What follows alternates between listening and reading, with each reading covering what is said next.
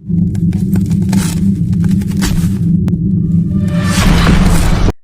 है BBC news में। रुक करते हैं खबरों का। मध्य प्रदेश ने देश में सबसे पहले लागू की है ई समन व्यवस्था। मुख्यमंत्री डॉक्टर मोहन यादव न्यायालयीन प्रक्रिया में बंदी जेल से ही होंगे शामिल और चिकित्सक अस्पताल से दर्ज करेंगे बयान।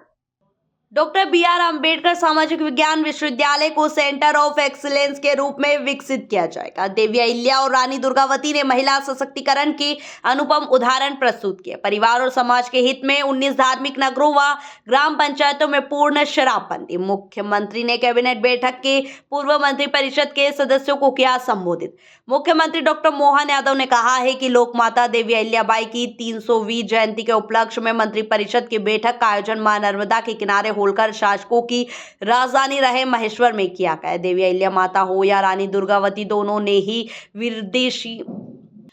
ने ही विदेशी आक्रांताओं के विरुद्ध संघर्ष के साथ सुशासन स्थापित करते हुए नारी सशक्तिकरण के अनुपम उदाहरण प्रस्तुत किए। प्रधानमंत्री श्री नरेंद्र मोदी के मार्गदर्शन के अनुसार गरीब, युवा, अन्नदाता और नारी सशक्तिकरण के 4 स्तंभों पर आधारित व्यवस्था के अंतर्गत मंत्रिपरिषद की बैठक में महिला नीति संबंधित विषय पर महत्वपूर्ण निर्णय प्रस्तावित किया गया। शराब सामाजिक बुराई है और इससे पारिवारिक स्तर पर समस्या होने के साथ ही समाज में कई प्रकार की समस्या उत्पन्न होती है। पारिवारिक और सामाजिक हित में 19 धार्मिक नगरों और ग्राम पंचायतों में शराबबंदी के संबंध में निर्णय लिया जा रहा है। मुख्यमंत्री डॉक्टर यादव मंत्रिपरिषद की बैठक से पहले मंत्रिपरिषद के सदस्यों को संबोधित कर रहे हैं।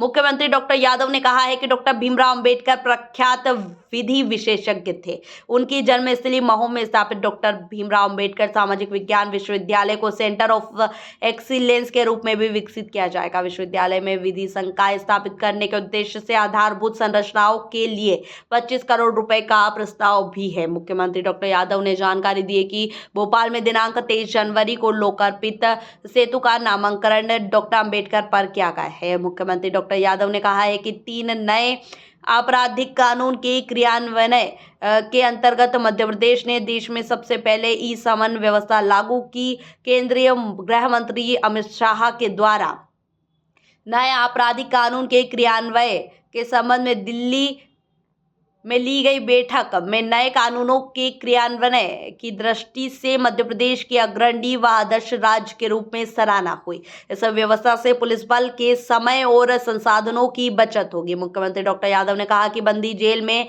विद्यमान क्यूबिक से ही न्यायालयीन प्रक्रिया में शामिल होंगे। ऐसी व्यवस्था की जा रही है कि न्यायालय न जाना पड़े। इसी प्रकार चिकित्सकों द्वारा अस्पताल से ही बयान दर्ज कराने की व्यवस्था भी की जा रही है। इन नवाचारों से पुलिस बल को कोई प्रक्रियागत कार्यों में सुविधा मिलेगी और पुलिस के लगभग 30% कार्य व समय की बचत होगी। राज्य सरकार समय सीमा में प्राथमिकता से इसे लागू करने के लिए प्रतिमाह बैठक का प्रगति की समीक्षा करेंगे। मुख्यमंत्री डॉक्टर यादव ने प्रधानमंत्री श्री नरेंद्र मोदी की उपस्थिति में 24-25 फरवरी को भोपाल में होने वाली ग्लोबल इन्वेस्टर समिट के लिए उद्योग समूह और निवेशकों के साथ पुणे में गत दिवस हुए इंटरेक्टिव सेशन के संबंध में भी जानकारी दी। ये जैसे उज्जैन नगर निगम संपूर्णतः शराब की दुकानों से बंदी रहेगी। दतिया नगर पालिका, यहाँ भी यही पूरी शराब बंदी रहेगी। पन्ना ये भी नगर पालिका है, नगर पालिका क्षेत्र में शराब की दुकानें बंद रहेगी। मंडला नगर पालिका, मुल्ताई नगर पालिका, मंदसौर पशुपतिनाथ की नगरी, ये भी इसी प्रकार से इनके साथ बंद रहेगी। मैहर की माताजी का नगर पालिका क्षेत्र ये शराब की दुकान से प्रतिबंधित रहेगा। ओंकारेश्वर की नगर परिषद, महेश्वर की नगर परिषद, मंडलेश्वर की नगर परिषद, ओरछा और चित्रकूट की नगर परिषद और अमरकंटक, खास करके चित्रकूट और अमरकंटक हम सब ध्यान दें इस मामले में। ये हमारी धार्मिक आस्था के ऐसे सभी केंद्र हैं। ये सभी नगर परिषदों में हमने शराब की इसी नीति के आधार पर दुकानें बंद करने का निर्णय किया। हमारी नगर परिषद के बाद ग्राम पंचायत सलकनपुर, जहाँ सलकनपुर माता का मंदिर है, इस पंचायत से भी शराब की दुकानें बंद कराएंगे। बरमान कला ग्राम पंचायत, लिंगा ग्राम पंचायत, बरमान खुर्द ग्राम पंचायत, कुंडलपुर ग्राम पंचायत और बांदकपुर ग्राम पंचायत, ये ग्राम पंचायतों से भी हम शराब की दुकानें बंद करेंगे। आपकी जानकारी में रहे कि मां नर्मदा के तट के दोनों तरफ के 5 किलोमीटर के दायरे में शराबबंदी की जो पूर्वत पॉलिसी है, उस पॉलिसी को भी हम जारी रखेंगे। इस पॉलिसी में कोई बदलाव नहीं आएगा।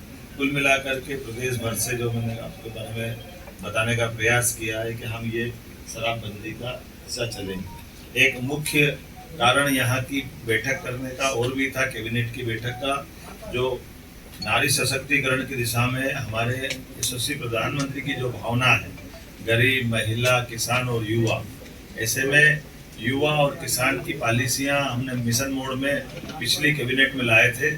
आज ये नारी सशक्तिकरण की दिशा में हमारे कैबिनेट का पहला ही एजेंडा था, जब हम अपने बहनों की जिंदगी में बेहतर से बेहतर सरकार क्या मदद कर सकती है और स्त्री सशक्तिकरण का ये सबसे सक्षम उदाहरण राज्य बने, इस दिशा में हमने आज खासकर महिलाओं की सामाजिक आर्थिक विकास के उद्देश्य के लिए विमेन लीड डेवलपमेंट प्रयास के आधार पर हमने ये पूरा योजना बनाई है, जिसमें शिक्षा, स्वास्थ्य, पोषण, आर्थिक विकास और सुरक्षा, साथ ही साथ महिलाओं और बालिकाओं की विभिन्न सरकारी सेवाओं में पहुंच निश्चित हो, महिलाओं के आर्थिक स्वावलंबन, समाज में आर्थिक भागीदारी बढ़ाने के एकीकृत प्रयास करना, समाज में महिला और बालिका की सकारात्मक व्यवहार हेतु परिवर्तन, पुरुष संवेदनशीलता बढ़ाना, ये ऐसे कई प्रकार के कामों के साथ हमने मिशन मोड पे चलने का प्रयास किया है, जिसमें मिशन के प्रमुख लक्ष्य में जन्म के समय लिंगानुपात 5 अंक प्रति हजार की वृद्धि में वृद्धि करना, बालिकाओं की 10 और उससे अधिक वर्षों की स्कूली शिक्षा में 5% की वृद्धि करना, मातृ मृत्यु दर में 10 अंकों की कमी लाना, महिलाओं के विरुद्ध अपराध में 5 अंक की कमी लाना, बाल विवाह में 5% की कमी लाना, महिला श्रम भागीदारी 3% की कमी लाना और मिशन के प्रमुख घटक में स्वास्थ्य और पोषण, शिक्षा और जीवन कौशल, आर्थिक स्वावलंबन, सुरक्षा और संरक्षण, संवाद से व्यवहार परिवर्तन इत्यादि कई प्रकार के ये मिशन मोड के प्रमुख घटक हैं। उम्मीद करेंगे नारी सशक्तिकरण की दिशा में यशस्वी प्रधानमंत्री श्रीमान नरेंद्र मोदी जी की भावना के अनुसार मध्य प्रदेश अपनी बहनों की जिंदगी को बेहतर करने के लिए योग्य भूमिका निभाएगा। ऐसे और कई सारे विषय हैं, लेकिन आज तो आनंद है इस बात का कि आज पुनः 300 साल पुरानी राजधानी चैतन्य हुई। हमारी राजधानी का वो जो पुराना गौरव, होलकर साम्राज्य का समय का, आज वो हमको अपनी आंखों के सामने दिखाई दे रहा है। होलकर साम्राज्य का तो यद्यपि सांस्कृतिक क्षेत्र बहुत बड़ा था, लेकिन भौगोलिक क्षेत्र छोटा था, लेकिन आज पूरे प्रदेश को लेकर के सारे निर्णय हमने दूरगामी दृष्टि से यहाँ लिए हैं। तो माँ अहिल्या माता का भी और माँ नर्मदा का आशीर्वाद भी हमारे साथ है। इस गौरवशाली क्षण में आप सब साक्षी बने। मैं प्रदेशवासियों को, देशवासियों को बधाई देना चाहूंगा, जिनके माध्यम से सर बस इतना बताइए,